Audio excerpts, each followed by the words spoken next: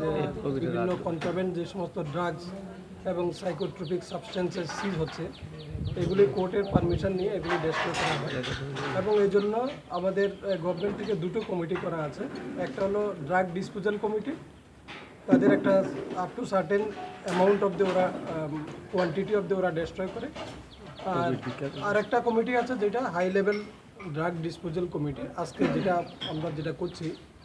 তো এই কমিটি যেখানে সাধারণত গাঞ্জা মোর দ্যান 1000 কিলো এবং অন্যান্য কন্ট্রাব্যান্ড সাবস্টেন্সেস যেগুলির ভ্যালু মোর দ্যান 20 লাখ, এগুলি আমরা কোর্টের পারমিশন নিয়ে ডেস্ট্রয় করি।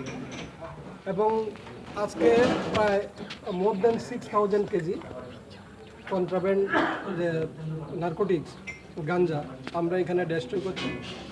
এবং এইগুলি বিভিন্ন থানাতে, যেমন কিছু আছে আরকেপুর থানার কেস, একটা কলমচৌড়া থানার কেস, একটা হচ্ছে মেলাগড় থানা, আর আরেকটা হচ্ছে ধর্মনগর থানাতে এগুলি বিভিন্ন সময় সিজ করা। আর যেটা আমরা দেখেছি এগুলির তো কোনো অফিসিয়াল কোনো রেট নেই, এগুলি সবটাই ব্ল্যাক মার্কেটিং।